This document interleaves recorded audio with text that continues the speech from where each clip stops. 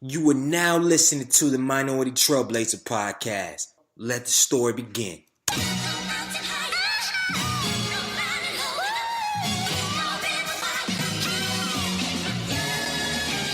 One time for the lovers, two times for the ladies, three times for the brothers, four times for the babies. Do you love her? Do you love her? Do you love her? Do you love her? Do you love her? Do you love her? Do you love her? Do you love her? Do you love her? Do you love her? Do you love her? Do you love her? Do you love her? Do you love her? One time for the lovers, two times for the ladies, three times for the brothers, four times for the babies. Do you love her? Do you love her? Do you love her? Do you love her? Do you love her? Do you love her? Do you love her? Do you love her? Do you love her? Do you love her? Do you love her? Do you love her? Do you love her? Do you love her? Do you love her? Do you love her?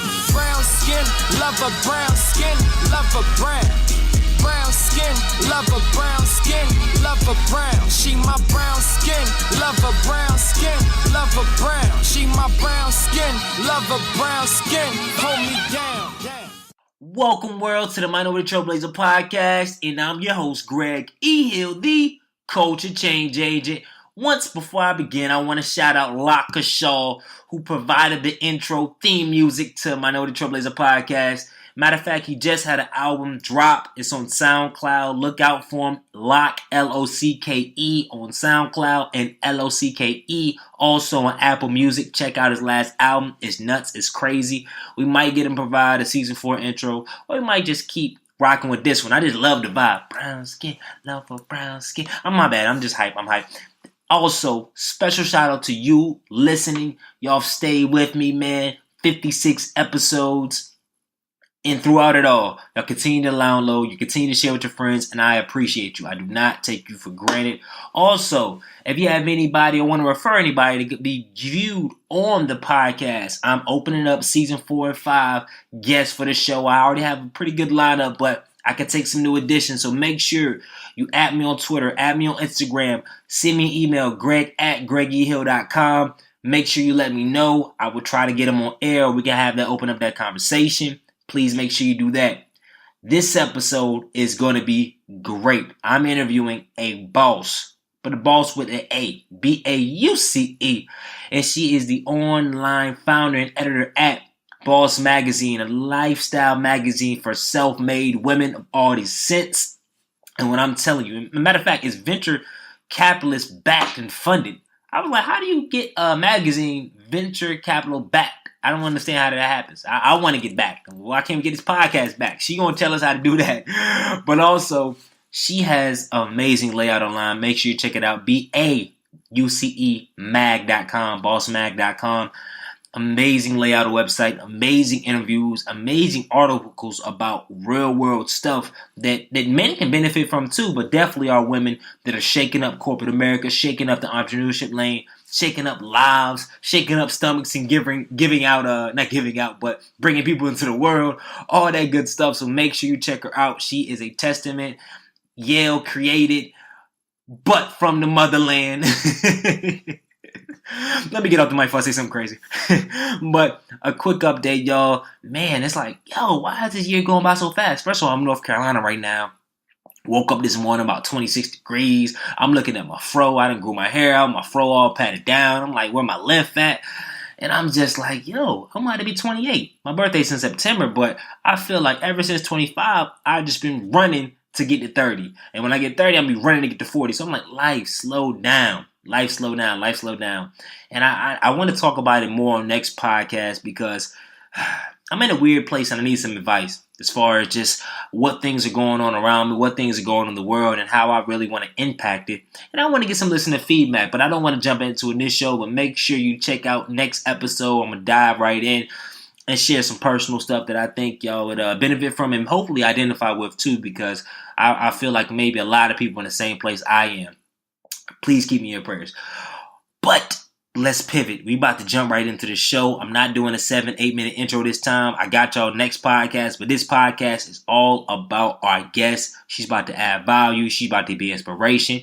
And most importantly, if you go look on her website and what she has planned, what she's going to be debuting over the next couple years, she's going to be it. All right, so let's jump into the show. On this show, we interview young, successful minorities in a variety of fields to educate, empower, and inspire our current and future generation of leaders. And you already know, I've said it 55, 56, going on 57 times. I got a show for you today. I'm going to read a snippet of the bio and then we're going to jump right into the action. She calls herself a witty diva that it makes the impossible possible. I like it. And she is the founder and editorial director of Bauce Magazine, a lifestyle site for self-made women of color.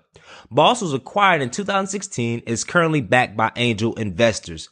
A digital media enthusiast at heart, she is a web designer, developer that loves technology, art, and dang good storytelling. Her professional experience includes working in marketing for one of the world's leading technology companies and freelance agency web development work for small and big brands alike.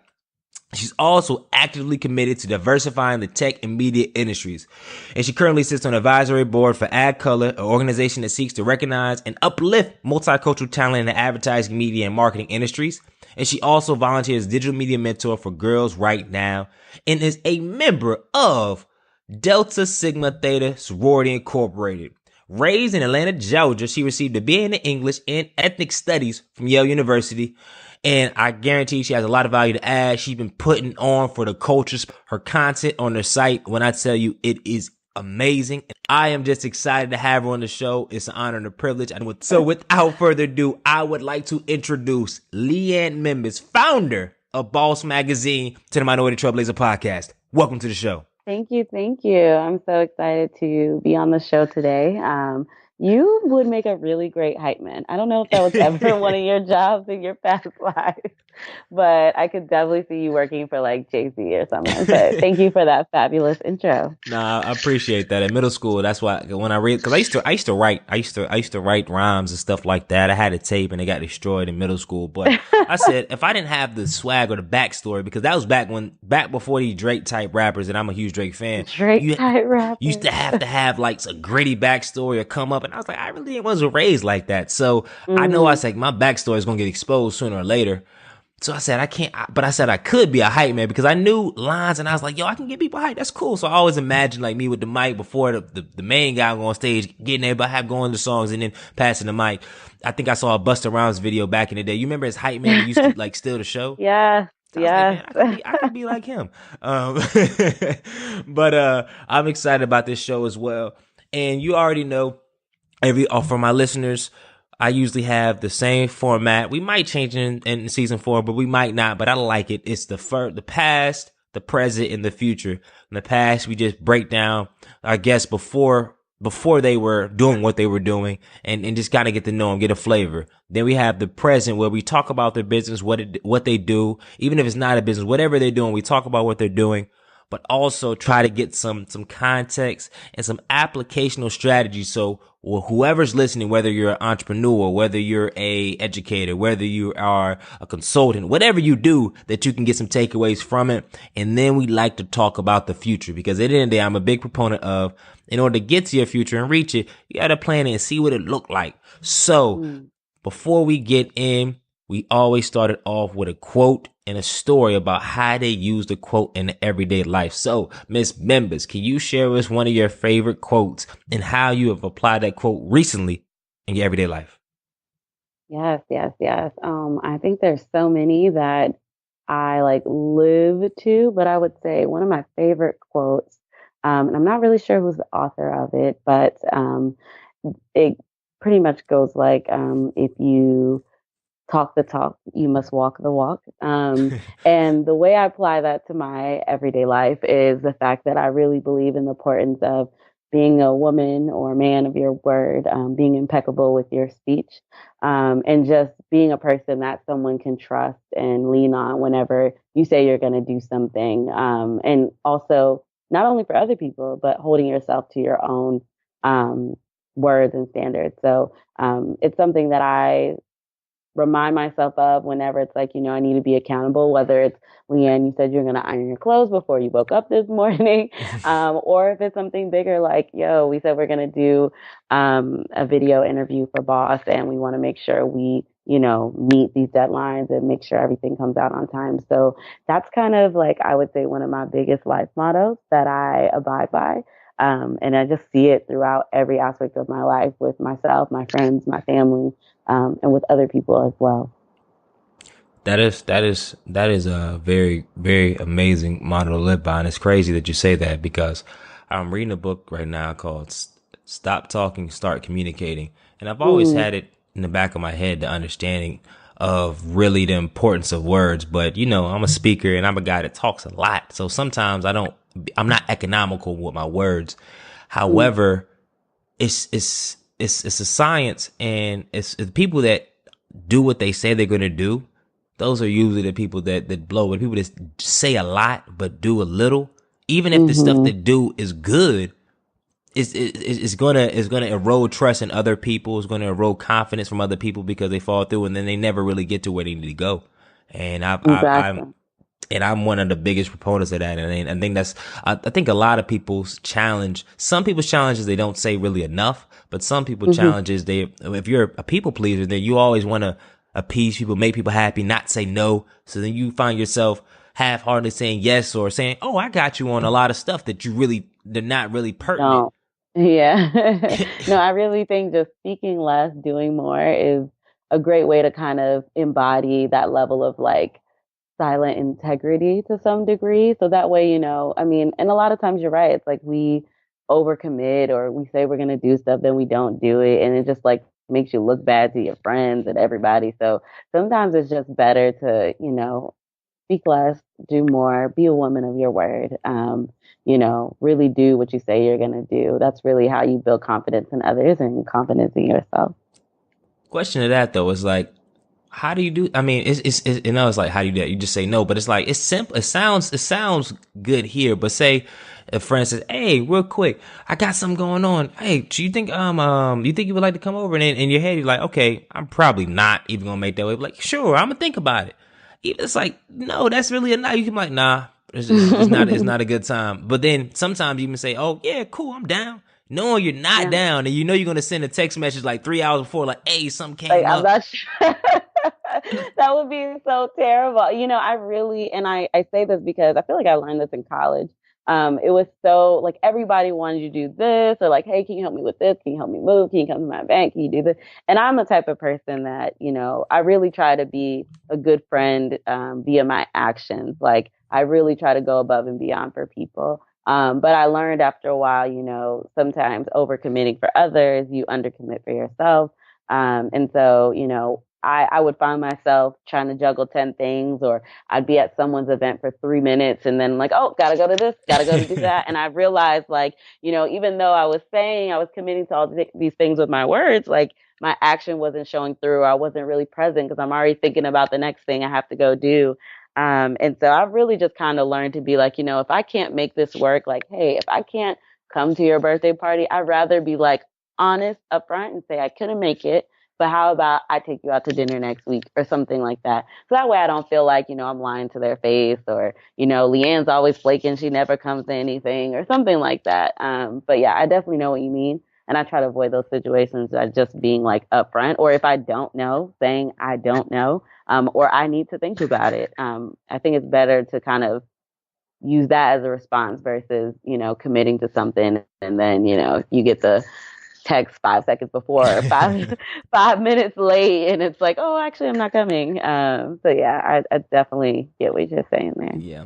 Change the default answer to let me think about that, or I Mhm. don't Thank know, you. or yeah, let me get a couple seconds, like, cuz usually the default answer is yes. It's like, "Okay, Yes. sure. Got you. Heck yeah, you already know, bruh. I done said that so many times. You already know. You already know. Okay, no doubt. No doubt. What is that?" But that's neither here nor there, but that's always interesting to kind of ask, especially not to jump too far into the show, but especially when you're running a pretty visible business or doing something that other people can see. Hmm. I know, especially you have an online platform which reaches a lot of viewers. There's so many things or so many people, so many organizations or whatnot that may reach out. They would like something to have, and in their head, it's like, oh, it's a quick ask, or it's quick this, or value your time, or this or that. And you really have to make some real big decisions on, hey, how you going to spend your time answering this, or is it worth answering? Hmm. And Yeah. that's I know you probably have to deal with that a lot. Yeah. I was about to say, I'm like, I feel like a lot of the times when people reach out to us about stuff at Boss, like we're thinking about how to respond. It's not that, maybe there is a yes, but we're like, okay, what's the best way to respond to this? Or maybe it's like, I just need more information. How do we, craft this message? I feel like I spend a lot of time thinking about how I'm going to respond to people from time to time, or how my team should respond to something.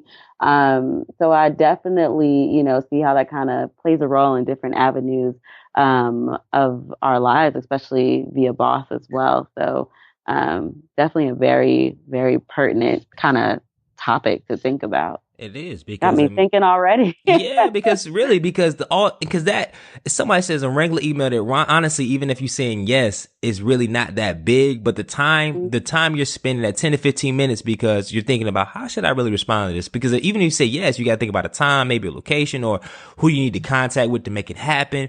And then you done occupied 20 minutes of good Miss Membis's brain power and thought process to something that somebody just shot off real quick. And I was like, what?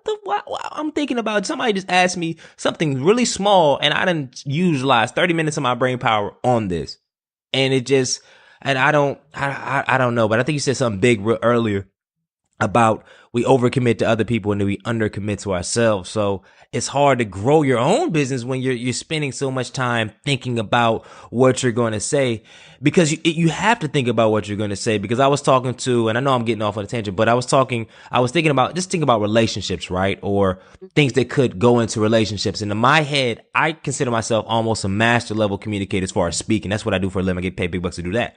However, in my head, I said last week, I wanted to go take this girl out, right?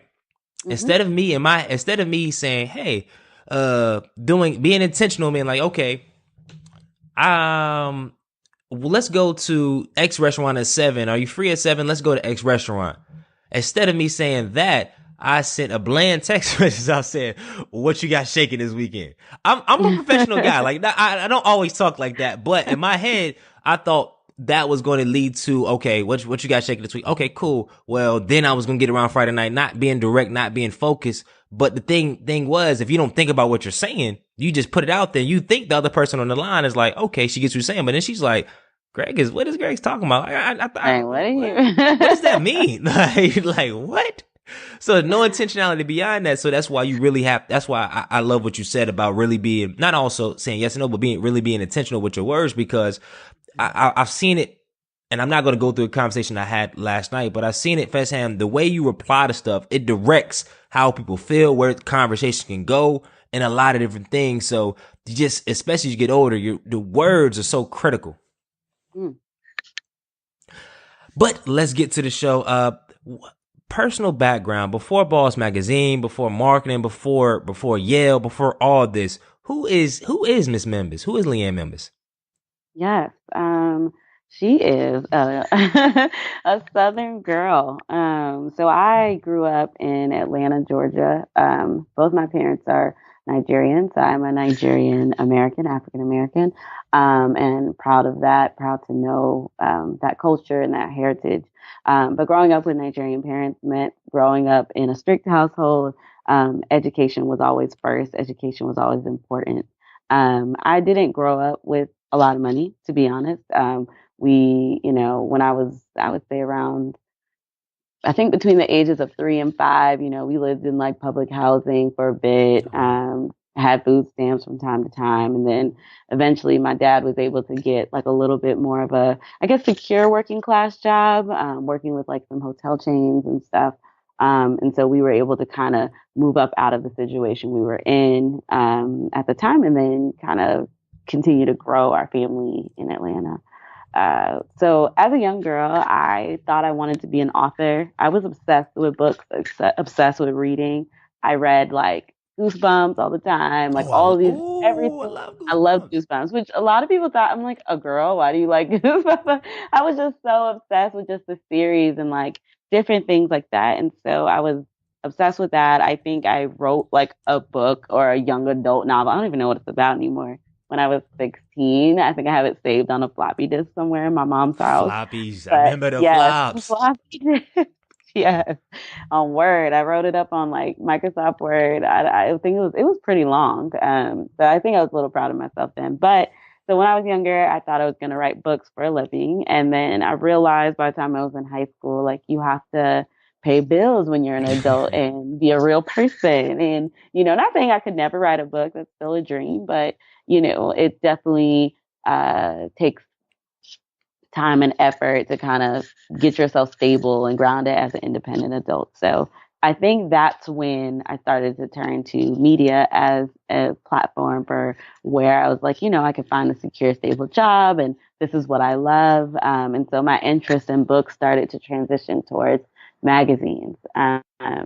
And at the time, back then in the day, there were a lot of different kind of publications out. I mean, you had a lot of your major titles, so the Glamours and 17 and like Condé Nast and Hearst. And then, I think there was a small point in time, there was like Honey magazine for I Black remember women. Honey. Yep.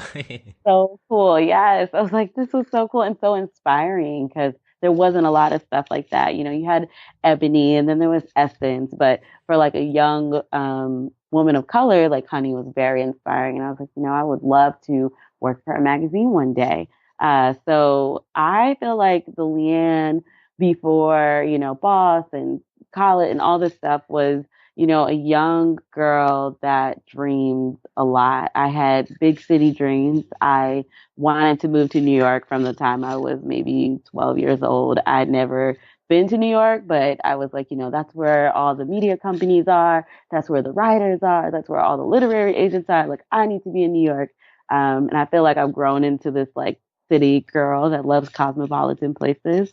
But I'm still like a Southerner at heart that loves hospitality and loves the Southern charm and loves being a lady and all that stuff. So I would say that is kind of the essence of who I was. I was also a little bit of a tom girl. I used to climb trees. I used to make mud pies. I used to be running around in the fields with I have an older brother, so I would like play football with him and I didn't know what I was doing. I was always getting hurt. But yeah, so that was a little bit of me. I was kind of like a tomboy back in the day and then in love with media and stuff and then transitioned, I guess, more so into like a diva like city girl that I am now. So it's interesting to even think back to that little Liane and who she was. Yeah, that's crazy. It's always good to link back, and then it's like, when did I get so tainted by the world? Yes, I was so innocent. Like what? When does that turn occur? Is it current in college when it's like when you dealing with real, or is it after college? That's just when it gets weird. But That's life. I don't know. Yeah, I think it has to be. I feel like, I mean, you don't really, really know what it's like to live life until you're really on your own. So I feel like senior year of college graduating, I was like, oh, this is what real life is like. Like you pay bills and you do all these things and you live with strangers and you try to figure out stuff. So I think for me, I would say college you're still kind of a little protected, but you're on your own a bit. So I think I would say that's when I began to navigate things. And that's when I was like, started to become a woman and dealing with the real world. But definitely after college was like, mommy and daddy are not, giving me an allowance anymore. Not that they did really ever, but it's really like you are on your own. Like they're not paying for my flights back to Atlanta. Liane is. So that's when it got real. It gets real. And then you have to think about, and this is small, but this is real, your schedule. When you get older, you say if you get your first job, it's like, so what do I really do after work? It's like, okay, I have to work 5 to 9. Like, how do I occupy that time? Luckily, sooner or later, I was like, yo, this is what you should be reading, personal development, working out, doing stuff. But it's like, it's just a void. It's like, this no programming. This is it. And if you don't find a job early off, then it just really gets weird. It's just like, I mean, luckily I was fortunate when I graduated to have opportunities already kind of lined up. However, though, it was still weird for me. So I can only imagine if you graduate and it's like, it's crickets and it's like, wow, now I gotta do all that. But that's neither here nor there. That's not the focus of this podcast. However, I want to go back. There's 2 things out of your early journey that I just want to ask, because typically I've had a lot of people of Nigerian descent on the show. Shout out to Nigeria, because they listen to the podcast. South Africa, they show hella love. So I gotta show love to that.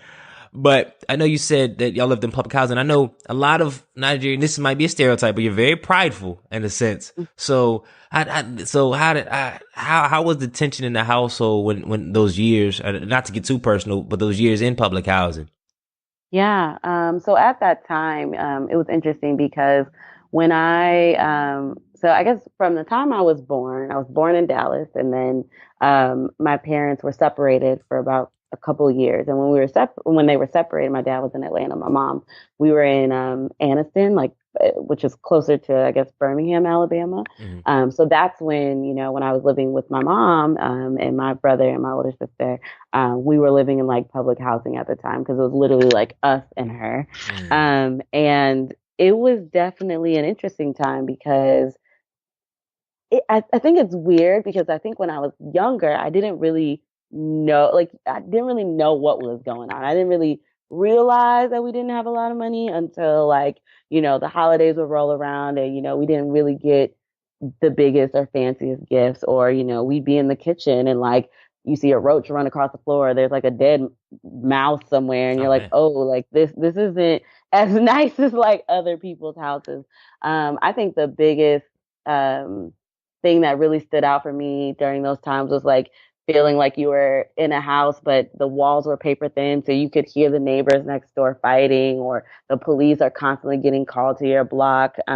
We couldn't stay outside, later than a certain time because my mom was always fearful that something was going to happen. And then, some of the other kids on the block were a little rougher, and my mom was just not having that. So I felt like I spent a lot of my time during those years, like in in our house, and it was just pretty much like, my mom, I think that's kind of where the whole reading obsession came into play, because my mom would, if she didn't want us on the street, she didn't want us like hanging around bad kids in the area. So it was like we would either be at home doing our homework, or I was a little bit younger, so my mom would take us to the library every weekend and we'd check out books, and then we were forced to like read them. So I think that was kind of our way of being able to create a solace and cope in those conditions, because it wasn't the easiest. Like sometimes there were weeks where, we didn't have that much money to eat, or, my mom's just trying to scrape things together and make something for us. And so it definitely, I would say, was a time that I vividly remember the details and how hard it is to raise a child in those kind of conditions. And I think it's kind of been a main motivating factor for me to be like, I want to get to a place in my life where I'm successful enough and, able enough to raise a child in a more nurturing environment, because it is definitely rough in certain parts of this country, in the world. So yeah. Yeah, thank you for that. And also, and I think I've asked this in other podcasts, but I forget the answer. Why in the Nigerian culture, for the most part, especially for those that transplant into America, is education so like so critical and important? I would say because for my parents who grew up like in villages, and we're talking about places where there are no toilets, like you go to the bathroom, maybe in a room that has a hole in the wall, or maybe outside.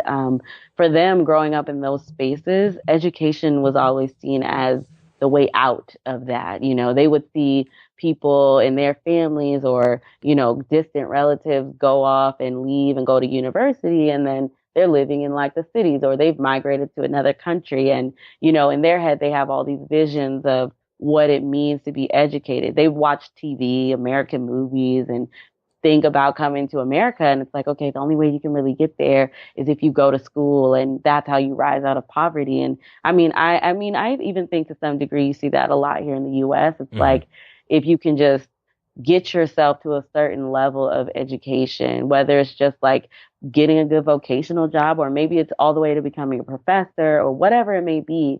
And school's not for everyone, but I will say, I just feel like Nigerians, like that is the essence of making it from literally nothing to like, okay, I might have something, or I could have a home with four walls, or, my place can be conditioned, or, we can have proper electricity. So my parents really very much grew up on that kind of mentality, and they raised us to be the same way. Like A's are A's, B's are like having an F, and you're gonna get yelled at or punished. They just stress the importance of perfection. I think, and the second layer is also the fact that they know what it's like to be an immigrant in America, and how that's kind of almost um, a dual kind of disadvantage for them. It's like, not only are we people of color, not only are we Black people or brown people, but we also have these accents. We're immigrants. Like, it's almost as if they had to work 10 times as hard as their counterparts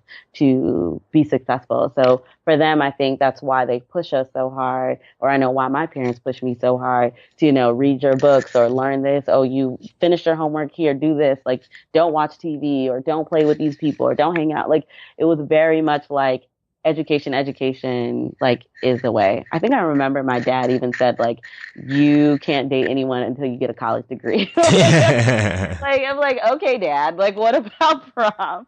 It was just like, that's how much it meant to them. Like, I feel like until I graduated from college, like, I couldn't do anything. And so, yeah, for them, like, that's kind of a big thing. And, it's kind of stuck with me as well. That's phenomenal. And I always think, even though there's definitely, and this ain't the historian podcast, and I'm dang sure not the guy to be giving historical evidence or citing historical sources or anything like of that nature, but I always think I always get kind of saddened in the sense where the African Americans that stay in education, now being in education as well, how the parents, they don't really, a lot, not all the parents, but at certain at certain places, certain schools, certain environments, education is so, like, it is what it is. It's like, I could care less. I'm in school. And you have to do so much just to get them to do so little. And it's like, that's man, right. What in the world? But then I went to and this happens in majority of schools. The international students, they come, they getting 4.0s. I'm talking about all of them. Like, it's insanity. The ones that come, I know, and of course, the books are kind of cooked, because a lot of times, especially in places like China or South Asia, they send their best. And if you got over a couple billion, you're going to send your best and brightest to the United States, and they come and they dominate. They eating books. They're in the computer, in the library, and all this stuff. You think ANC's and HBCU, you go in the library, you think it's a predominantly white institution. Because I'm like, what in the world? It's just, I'm like, goodness gracious. And it's just, and the people that are from, the Africans, unfortunately, that are from the United States, and there's a big, larger conversation on why that's the case, but we're so apathetic about it. But when we need it, though, I'm just like, especially if you don't got nothing, but you apathetic about something that in our society is valued in a sense where you don't even have to be that talented. But if you have an education, you have some type of about you, you can get a above average job. But it's just, I don't know. That's a conversation for another day. That's a whole nother podcast. Yeah, that's a whole nother podcast. But and before we get to, because I did want to ask one question about college, but before we get to there, Goosebumps. Did you like the Goosebumps books where you get to create your own ending, or you can like go to the one where it's like? I don't think I ever read enough of those. I mean, I kind of read the typical series. So, oh my gosh, like the ones with the talking dummies and like the horror houses, and I don't even know what it was about, like. Because I'm like, they weren't really scary books, but I think I just like the mystery kind of aspect of it and figuring things out a little bit, and just the way they would describe things. So, but I never read there. I didn't even realize there were ones where you could create your own endings. Like for my listeners right now, I know y'all remember. Comment on the SoundCloud, wherever your platform you're on.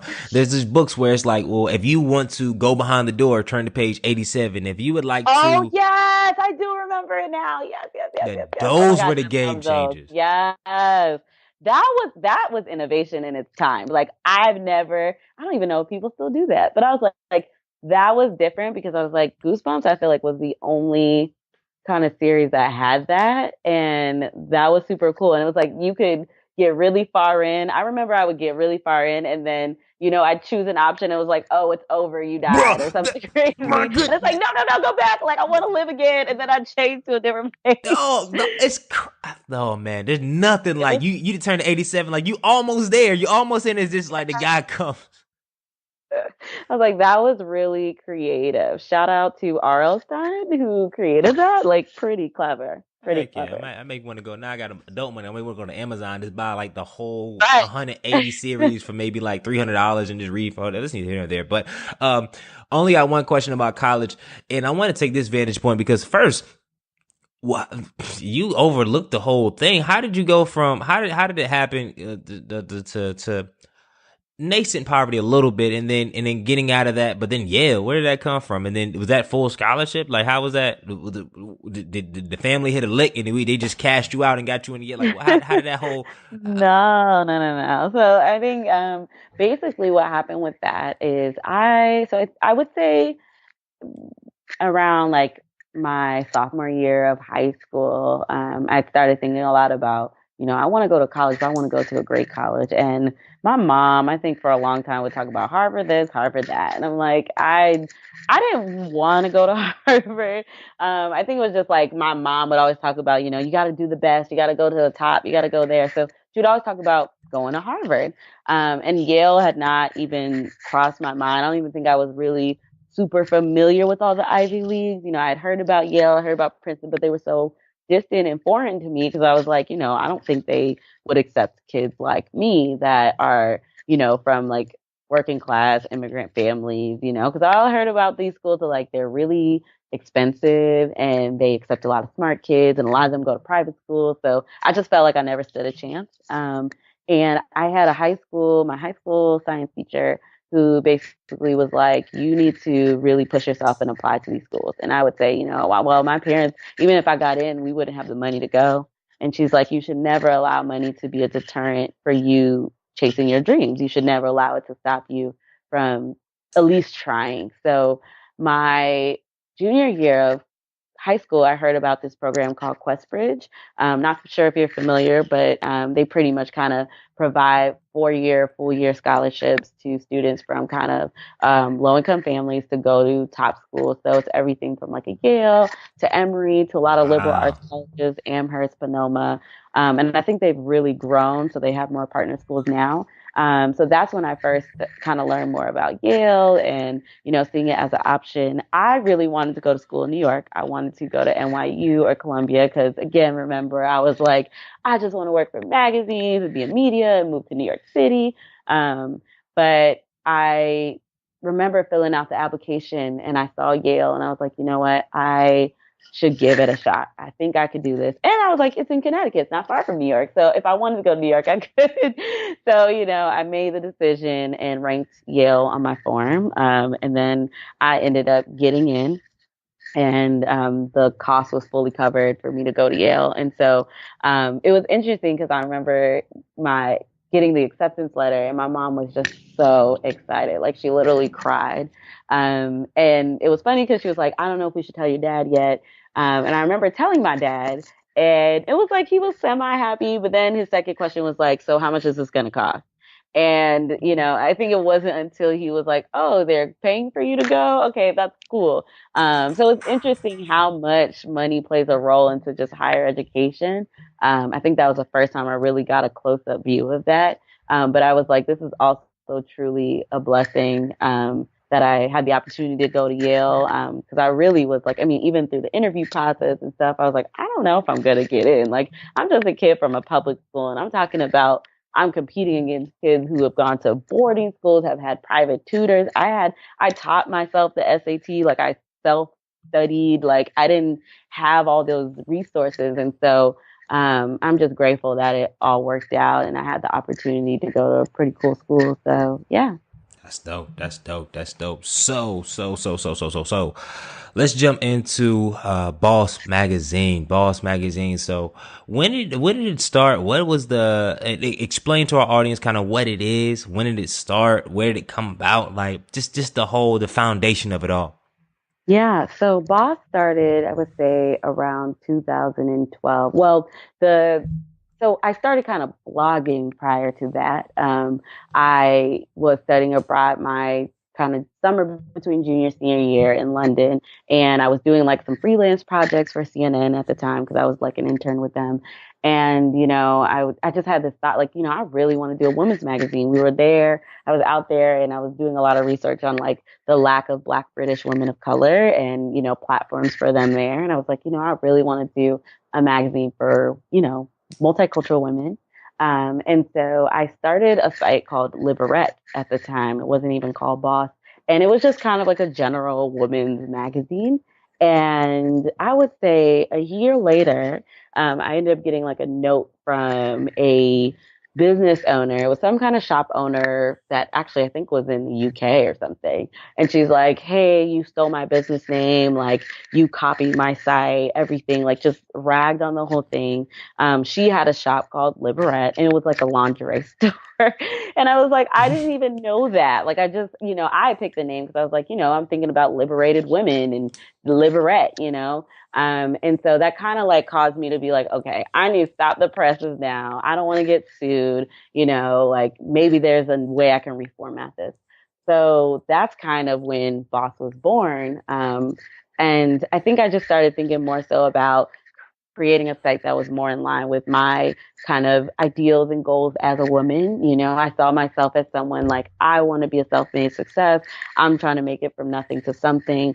I'm going to create this platform. So Boss started therefore around 2012. And in the beginning, it was kind of just me writing content. I didn't really have a team, didn't really have any writers. I was trying to pump out as much as possible on my own. I also had a day job where I was working at a TV network or a TV kind of news TV station, sorry. And so I worked nights and weekends. And a lot of the times, like I was in the station by myself. So when I wasn't cutting like videos from our television broadcast, I was like working on stories for Boss or like coding things and tinkering. And that's kind of when Boss started to grow. And slowly from there, we started getting requests from people to write for the site. And the just vision of Boss began to bloom. And so it started off kind of this general like lifestyle site, didn't really have a lot of direction. And then we kind of focused it more in on the self-made woman. What does it mean to be self-made? How do you legitimately like not just, hey, we're going to have this site that inspires people, but how do we teach people how to like literally make money, be profitable, like become a high net worth individual. And so that's kind of more so what the focus of the site is today and the way that we're moving. And that's the direction that we're going in is celebrating girl bosses, but really diversifying that story and showing the multi layers and the multi colors of what it means to be a boss woman today. I love that. I love that. And if you could speak to, and it's not an oddball question, but I'm really big on aesthetics and what stuff look like. And I think there's a lot of people that start blogs out there that have websites and they have I love the vision. I love what it stands for, but aesthetically, it's not appeasing. I look at your site and I think aesthetically, it looks phenomenal. How long did it, how long did it take to kind of get it? Like, how many renovations did it take to kind of get to where it was? And are you the main person that takes a look at the aesthetic, or can you speak to the importance of aesthetics and how it looks? Yeah, I think so. Definitely, I'll talk a little bit about that. So if you were to look at the internet Wayback Machines, like the site where you can look at what sites used to look like, I have so many changes of Boss, and that's because I think I'm just a design geek myself, and I'm like the sole person who manages the design of the site. When I originally launched it, it was just on a WordPress.com. I didn't know anything about coding, site hosting, HTML, anything. And then it began with I want to change the background color. I want to change the font. And I realized, I have to have a self-hosted site to do all those things. And so I kind of started teaching myself how to code via that platform. And that's when I really started getting into design. And so I would say we've changed the look of Boss like at least 6 to 7 times in the past like 3 years. And I think it was just trying to figure out a design and feel that was right and really spoke to the woman we were trying to target, that was clean, that would work on mobile, that was responsive. And so what I would say on design when it comes to any kind of like business that you're running, I think especially today, design is like a key feature to what attracts customers. It's a key aspect of your marketing, how clean something looks, how professional it looks, how, how it draws people in, the colors, the tone, the messaging that it sends is very much a part of the branding. I feel like when people come to Boss, they see like the big Netflix design. It's just like that is what we wanted to emanate about our audience. Like we target women that are polished and clean and like luxurious, and like that is just kind of the message we want to send. And so I believe that your website should truly be a reflection of your brand and the audience you're trying to target. If your site has a lot of flashy, funky colors on it, then, I'm hoping the brand is funky or something in some kind of way. But if it's, you got Comic Sans and all that, like you might want to consider talking to a designer to ensure that your site is up to par, because I think you could lose a lot of, sometimes you can lose a lot of like potential customers or potential leads because they come to your site and they're like, this don't feel professional enough, or they probably just started getting it out, or they're just starting out. I think design is very much an important aspect of not only, making your stuff look nice, but selling your business, selling your brand. So I definitely think, you see that with a lot of startups today, like designers are key and critical to, communicating your message to your audience. And it's something that I firmly believe in at Boss as well. And I'm very much a stickler about.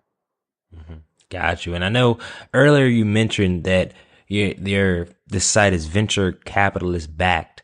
So how does a person how does a person position themselves, or a business position themselves to get backed by a venture capital fund, especially if it's a website? Because I think that's very unique, and it's like, well, like what do they get out of it? Right, right. I think so for us, it was quite interesting because I had done some business pitching competitions like way back, I would say like 2011, 2012, a little bit for Boss, and didn't secure kind of funding from those avenues, but I think that kind of that got people talking and sharing information. And I remember that a kind of small angel investment firm based in the Midwest, they had found me on LinkedIn and they saw my site and they reached out to me and they're like, hey, like we really love what you're doing. We'd love to support you with this venture, et cetera, et cetera. And there were kind of like months long conversations on that because it's, I'm like, investors, what do they want? Like, are they trying to take my stuff? Like, what's going on? And so for us, to really position yourself, or I would say for anyone, I think that's why like design is also very critical. I remember the investors talking to me a lot about, your site looks beautiful. The content is very rich. You have a unique positioning. I think unique positioning and being able to differentiate yourself in the market is very important. And for a content site, it's a little bit more challenging because it's like, okay, how do you make money on content these days? Advertising works if you have tons and tons and tons of views, but if you're a little bit smaller, you're thinking about what's going to be your revenue model, et cetera, et cetera. So I think the best way to really position yourself is like, it's definitely through kind of networking, be a part of these, platforms, going to different competitions, pitching yourself, et cetera, just reaching out, connecting with VCs or people, who work with VCs, but also making sure that making sure that your site is ready or your business is ready when they do come to you, or when that opportunity or timing does hit. When they come to Bauce Mag, are they going to see like some scraggly looking site, some janky site, or are they going to see, like a polished magazine with followers and people engaging on the platforms, et cetera? So I think making sure you're dressing the part and looking the part. It's how they always say, like, when you work at a company, you want to dress like the CEO so people will take you seriously and one day you'll be the CEO type of thing. Mm-hmm. It's like making sure your business is at that level of like, we could be venture backed, we could have investors, like we look like we have that money. So that way when the opportunity comes knocking at your door, you're ready to get it. So I hope that answers the question to some degree. No, that's how I would think about it. I got you. That was a great answer. And how was it during like the cricket stage? Because I know every majority of sites, some sites they start off and it is boom. But a lot of times in sites and business, when you first start off with little or no fanfare, and I call it like the cricket stage, where it's just you and you maybe have a couple friends that are looking at your stuff. One, how was it during if you had initial cricket stage, and then also how did you keep your confidence high when you first, and it wasn't a lot of viewership and it was really just you on the platform?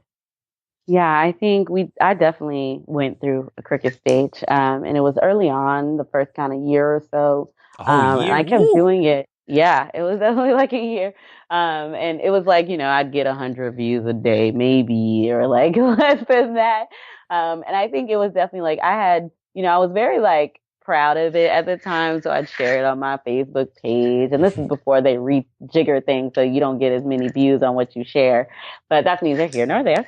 But I had a lot of friends that were supportive and checking out the site. I think though that the cricket stage was what was helpful in helping me realize how to pivot and how to position the brand.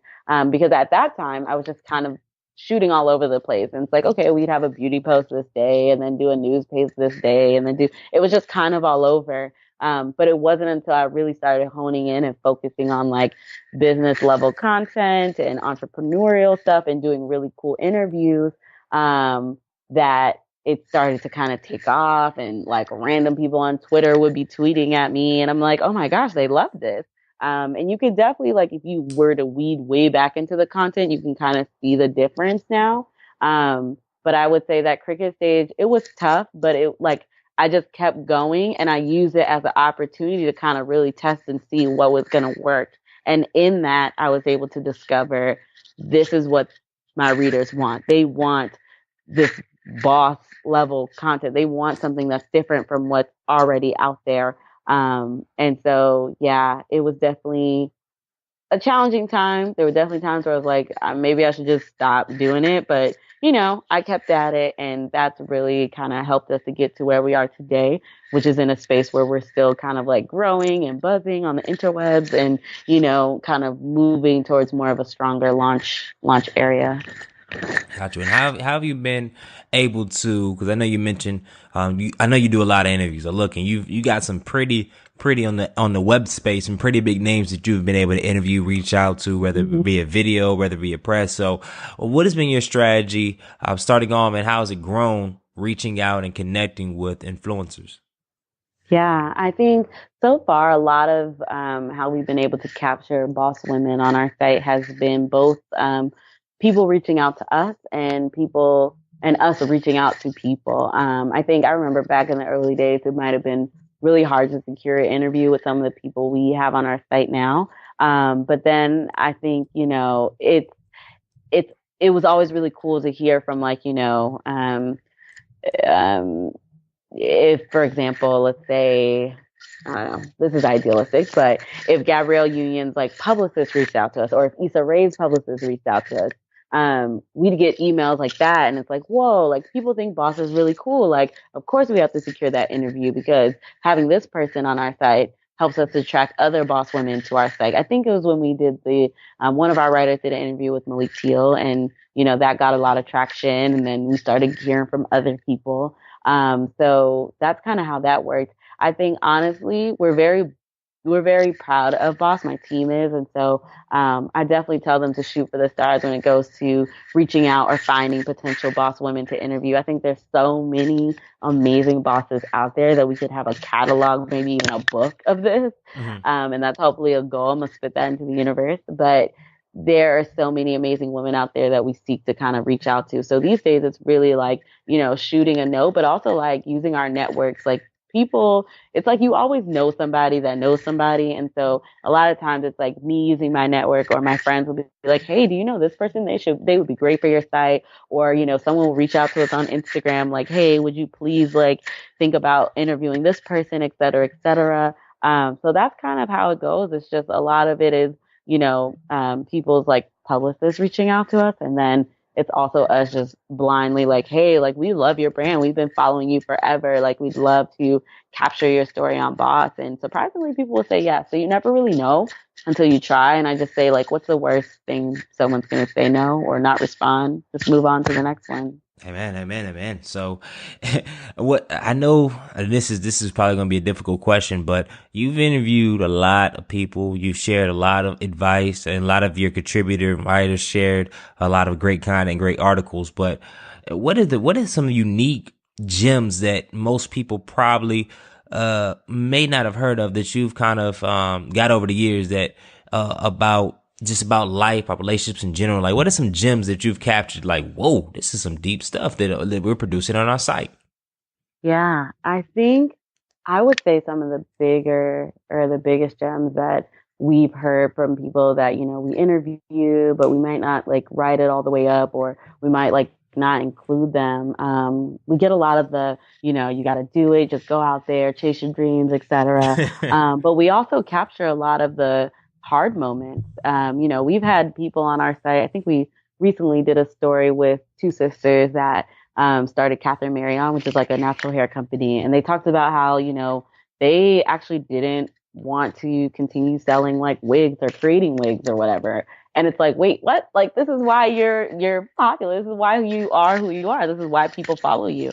And you just hear their stories about the hard moments and when they wanted to quit and when they didn't want to keep going. I think also some of the bigger gems that we hear a lot is like, if you can't find the money to do stuff, being willing to kind of invest your own money to grow a business and grow a platform. I always find those stories really captivating because it's like, you know, we live in this day and age where everyone's like, oh, I want to get this round of funding, or I got to get this VC, or I got to win this competition to get my business started. And then you hear about people that like, I started with $500. I started with $10 to my name, or, we self-funded this. And it's like, what? Or like, we were able to get our friends to invest and help us. Those are always powerful stories to capture because I'm like, this is really speaks to the essence of what it means to be a boss, to really just take yourself from the ground up on your own. And not saying like you never need help in that process, but being able to like get through the struggles by yourself. Those moments when you're alone, when your mind is telling you you can't do it, when your pockets are telling you like you might not have enough money to keep this going. Like I always am amazed by the fact that people are able to just fight through those tough moments and then you see the glory on the other side. So I would say those are kind of the biggest gems is like that we've kind of captured over the years with a lot of the women that we've interviewed. Yeah, yeah. And this is a 2-for-1 question right here because I always try to balance questions where I'm asking pressing questions, but then with optimism as well. And I guess to start it off would be what is one area that you think, because I don't ask this enough, but I want to start asking it more. Well, what is one area you think that for 2017 your key area of focus of improvement for your business? And then what is really working for you well now? Right. So I think the biggest area of improvement right now is kind of our creating a team that works for the brand. When I started Boss, it was me and myself. And then it's like, okay, we had a couple of like contributors and then we had like some interns here or there. But I will say our system wasn't really spot on and serving and supporting the brand the way it should be. Now, given the fact that we have certain, revenue goals and we have certain goals with our traffic and just building the brand as a name as a whole, I recognize like Liane, you have to let go of the steering wheel and let other people drive and just being willing to fire myself in order to really grow Boss. And so I would say that's kind of one of the biggest areas of improvement this year is like, we want to get community managers. We want to have more people on the team, have a paid team and be able to really support people as they help us grow Boss. So that's really important to me.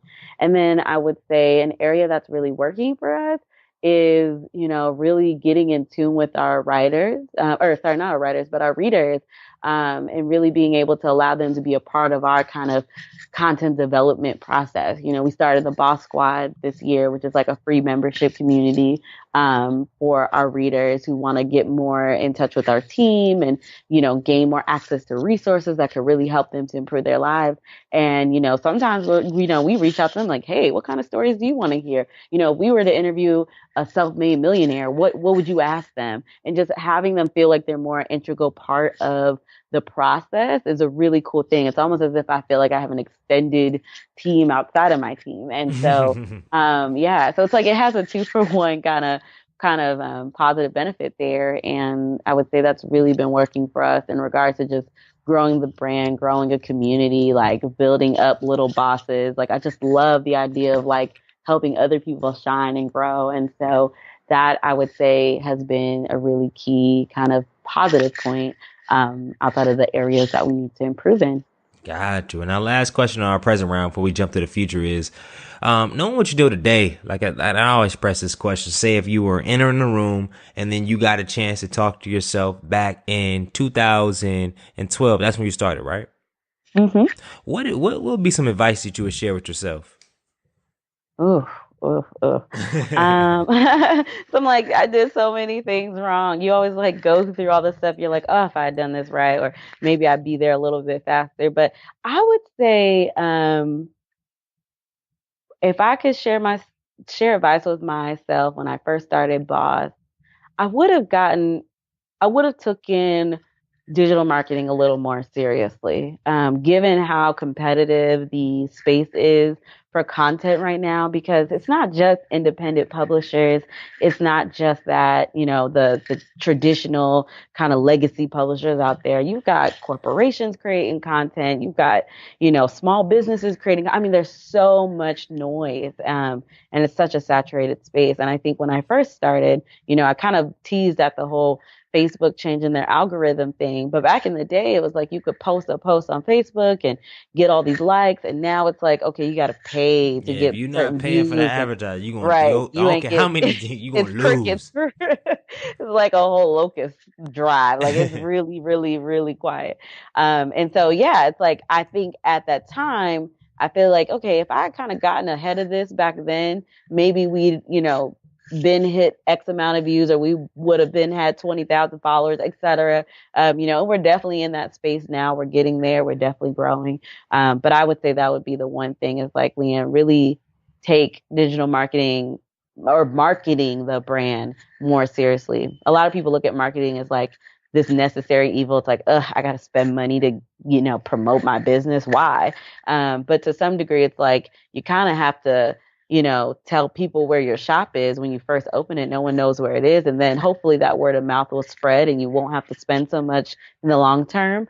But really just seeing my site as a business and taking that marketing more seriously is kind of the biggest thing I would say to my 2012 self. So yeah.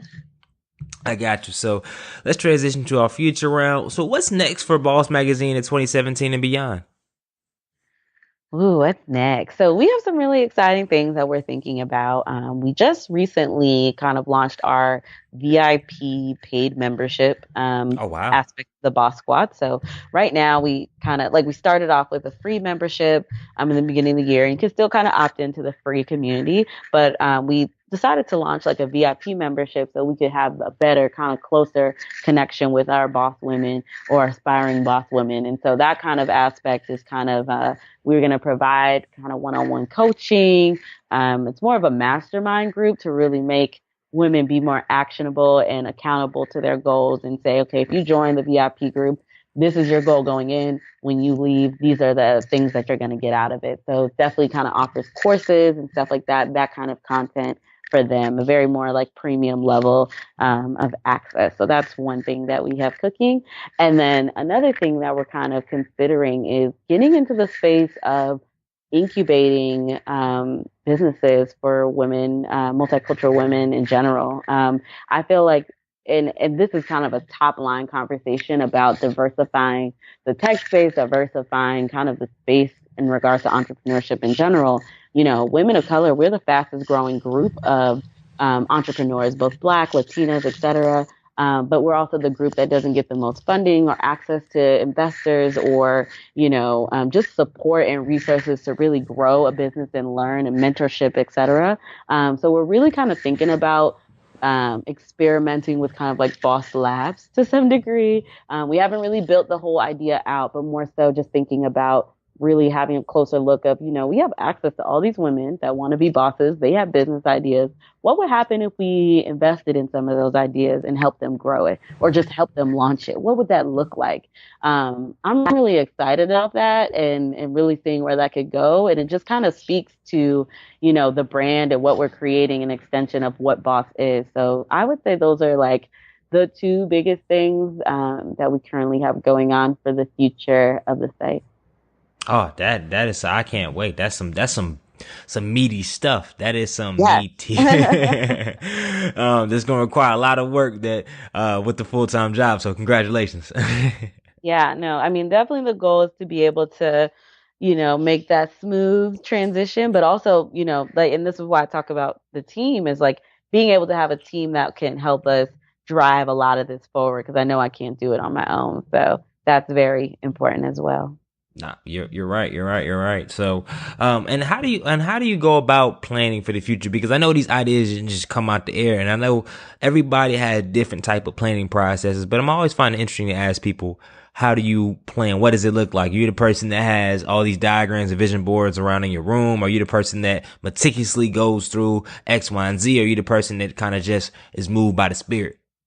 hmm I think for me, I have I would say so. I have a few close friends that kind of advise me on Boss to some degree. Not necessarily they tell me what to do, but they're always like coming up with one friend in particular. He's always coming up with really dope ideas for Boss and like, hey, you should consider doing this. Hey, you could do that. He's really good at like kind of innovating in product ideas and stuff like that.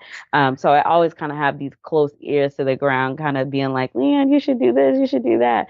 But for me, when it comes to planning out these things, I like to kind of sit in a quiet space and really just write and map things out. Like I have like a journal or like a notebook or whatever that I kind of like, I'll come up with an idea. It's like, let's say it's Boss Labs or whatever. And I'm like, well, what would this look like? And, who would I have on my advisory board? Who do I need to talk to? And I kind of work my way back from the big idea to the smaller steps and then start kind of making a list for myself. I'm like, okay, every day I want to do something that's going to get me closer to this goal. So today it might be like, I need to research, 10 partners we need to work with. And then, how are we going to find the money to do this? Or how big will we want the first cohort to be, et cetera. So that's kind of how my planning process works. It's very much like I can't have a lot of noise around. I might play some light music to just calm me down mentally. But it's really like, okay, I need to sit down with myself in a room and think this out. And that's just kind of how my brain works. And then it's like, okay, once I have thought out everything, I start creating the steps of execution and then just kind of go kind of full force into that. Nah, that makes a lot of sense. That's similar to myself. That's why I'm a big space guy. I like space, and space allows you to create and to think through stuff. But when you say yes to a lot of things, like you said, going back to what we first talked about, when you overcommit to things, then your time becomes very slim. So then you don't have the time to really think critically through, okay, I don't have enough money to do this. Okay, how can I get those steps? Or who do I need to contact to do this? Like you said, that whole process. But a lot of times we don't get to those underlying steps to get there because we're just busy helping everybody else out or doing stuff we probably honestly is not going to move the meter. Spending hours doing stuff to just really, and I deleted Bible study and I was like, imagine what the world would look like if we spent just say 10% more time on stuff that really matters. Absolutely. Like think about it. If you're listening to this podcast right now, think about this day so far, and I don't know, especially if you're listening to it in the evening, how much time you spent on stuff trivial stuff that didn't matter. It just you would be able to do and think critically about whatever you're doing, whether it's losing weight, whether it's gaining like finance. A lot of these stuff, there's so many solutions to it, but if you don't spend the time even thinking to it, you'll never get to the solution. No, that's real. That's real. So when it's all said and done, how do you want to be remembered? Not Bauce Magazine or whatnot. How would you like Liane to be remembered? I would say that I really hope that, when I look back on my life or other people look back on my life, that they say Leanne was a woman who tried and who conquered. She was a woman who really saw a dream, chased it for herself, was super ambitious, and then helps other people do that as well. I really hope people will say that, Leanne was a person that lifted as she climbed. She lifted up as she climbed. She was open, she was warm, she was creative, she was driven, but she was always a friend. She was always there to support others. I think that's something important that I think about in my life. Sometimes I'm like, we have this capitalist society and money is important. And yes, I want to be self made. I want to be a boss and all these things. But at the end of the day, I also want to be someone that just helped others get there too. And the same level of belief and encouragement that I give myself in the morning when I wake up or when I pray, etc. I want other people to have that. I've lived in conditions where I've seen people who gave up on their dreams or watched people that, never had a chance to do those things. And I would just hope that I'd be able to do that in my lifetime, whether it's helping one person, whether it's helping multiple women through my site, just helping them believe and knowing that they could see me as a role model in that as well. Love that. Tastefully said. Tastefully said. So our last round, the most exciting round, the culture change round, where I ask 5 questions and I get rapid fire answers. Are you ready? Oh gosh, I hope so. It ain't that. What is the best piece of advice that you have never received? Oh my gosh. Wait, how am I supposed to know what it is? Yeah, I know. If I've never received it. Huh. Don't get too deep. Okay, I won't get too deep. I think I don't even think I know. I guess I would say like ugh, eat healthy food because healthy foods not only make you look good, but also make you think better. It really has an effect with your whole body and mind. So I would say eat healthy food. Nobody's ever told you that? Well, people have told me to like eat your vegetables or finish your food on your plate. I very much grew up in a household that was like, clean your plate, people are starving, blah, blah, blah, blah, blah. Not saying no one said like eat healthy foods, but they've never said it to the degree of like eat healthy foods because it does X, Y, and Z to your body and really realizing that until I've done it. So, yeah. If you could add one personal habit to your life, what would it be? I guess I would say getting better about like setting out my clothes before the next day. Because I struggle in the morning sometimes because I'm like, oh, I want to wear this outfit and this outfit looks really nice. It's really polished. But I feel like I would save more time if I was able to get in the habit of picking out my outfit the day before. That would be the one thing. So what's stopping you from doing that? I think it's more so my time and my schedule right now. I am at a place where I'm like working and I have boss and then I'm going to meetings that by the time I get home, I'm like sinking into my bed. So it's like I don't even have the time. Like the thought of doing that is like a little bit of extra work. So I'm just like, okay, how can I just plan in like 5 extra minutes to do that every night? Nah, I completely understand. It's all, life is all about seasons, and sometimes you just gotta address like this is not the season for me to be planning my stuff. Well, next season we'll give it another go, but it just I don't know because at that time I said I want to wake up at because I really wake up really early, like 4:30. But then in this season of my life, 4:30 is not gonna rock. It's just not working. So I used to get really depressed. I'm like, yo, people know me. I run 5 miles every morning at 4:30. But I'm like, this last couple months, I haven't waken up at 4:30, but I finally had to come to agreement with myself. Like, it's this season with my job and responsibilities and roles, it's just not what it is. And I came to that conclusion. And now I feel a lot more better about myself because I acquitted to a season, not my lack of discipline. So that Right. It's not. It sounds like a cop out, but I'll be back at 4:30 in I guess a couple months. But what is your favorite book and why? Ugh. I have so many. I think my You can do a favorite couple if book. you need it. Yeah, I think I have a lot, but I would say my one favorite book is called The Success Principles. It's by Jack Canfield. He was the author of the Chicken Soup for the Soul series, and it's such a great book because it just talks about a lot of it is like the law of attraction and bringing in positive things into your life, and just how much the mind controls like how you feel about yourself, how you think about yourself, how you live life. And like the number one rule in the book is like you're 100% responsible for everything that happens in your life. Like that's it. And so being able to commit to that is just it's really a life altering kind of thought process. And just that book really I would say is one of the few that really changed the way I thought about my life and the way I lived my life. So that would be my strongest like book recommendation by far. Wow.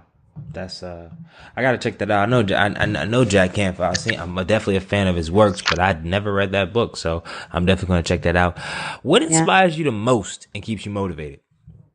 I would say what inspires me the most is um, successful women. I don't know what it is, the power of feminine energy or just like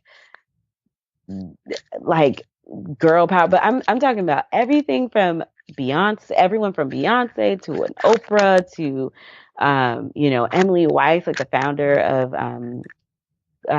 Into the Gloss, this blog and her like makeup company, etc. Like I just there's something about women that are able to succeed in very like male dominated spaces or very non-traditional or traditional spaces where there's not a lot of diversity. I think it's such a powerful story and such a powerful like thing to watch their journeys, watching them battle through no's and seeing how they make it and how they dust haters off. I'm like, it's such a like I feel like a superwoman just like thinking about it. It's like I sometimes channel the energy of these like super bosses and I'm like, all right, today I'm gonna get it. I'm gonna go out there and do it. So that to me is really what inspires me. I'm like, if I'm having a bad day or like I'm dealing with some crazy mess, I'm like, what would Beyonce do right now?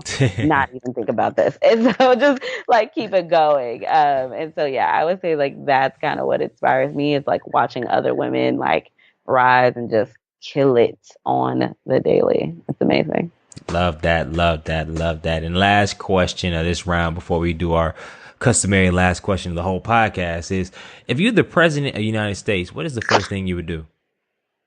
Oh, the first thing I would do is I would make education or I would do something about higher education and probably making it either free or just reducing the amount of student loans that people have. I really feel like, and I'm very debt averse when it comes to like life. I've thought a lot about advanced degrees and stuff. And I just like I've seen the way that debt it affects people and holds people back. And like sometimes you get into debt by making poor decisions, or poor, you know, monetary choices. But a lot of times people, especially young college grads or like even, parents that want to go back to school, it's like they're almost limited by what they can do or where they can live or like even starting a business because it's like, I owe Sally Mae X amount of dollars a month.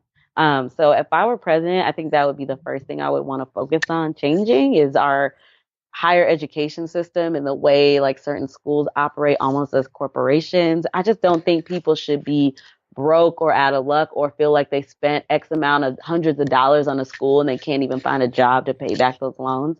Um, yeah, that's just like a crisis in our country, among other things. But yeah, I would say that would be the one thing I'd do first.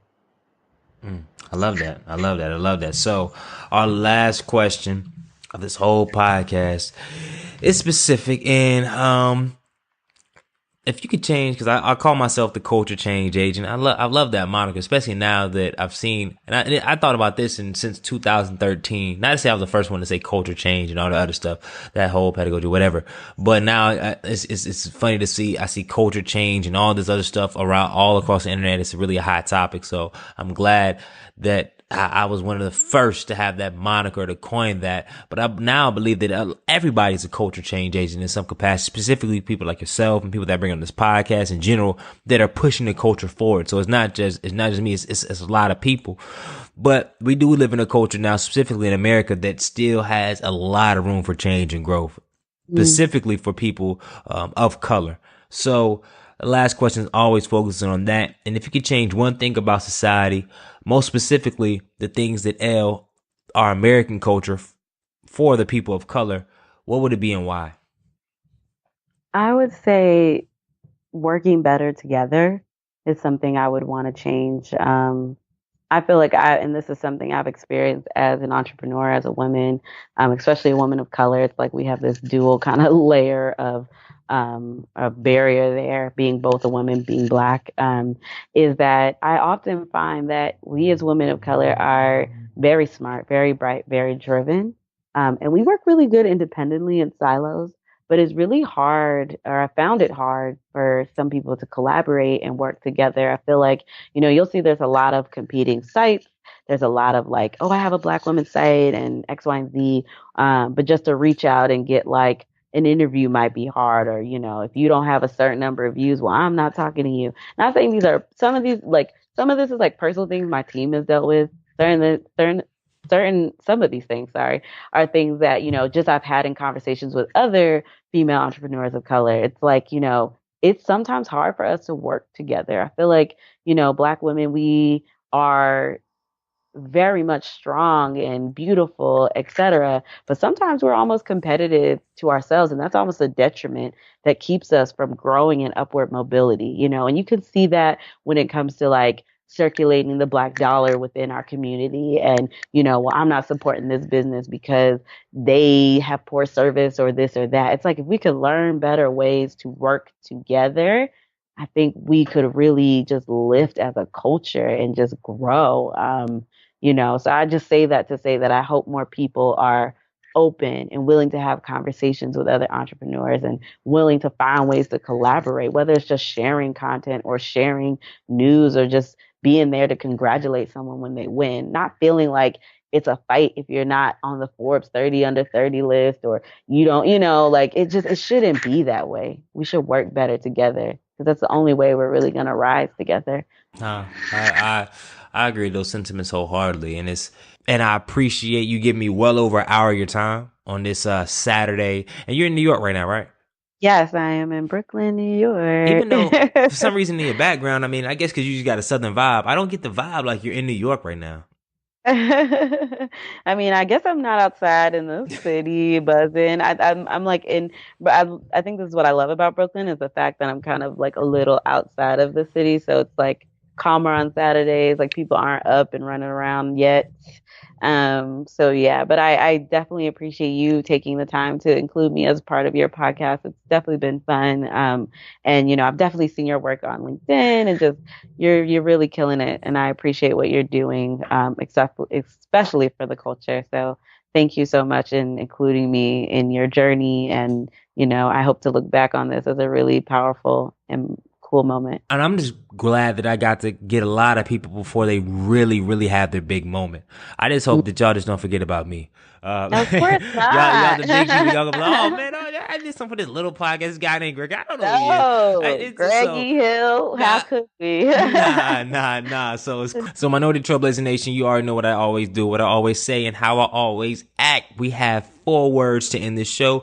And I know you're saying, Mr. Hill, I know what the 4 words are. You know, you're going to hear them again. The 4 words are: remember to change the freaking culture. I know that was like 7 words. Good night.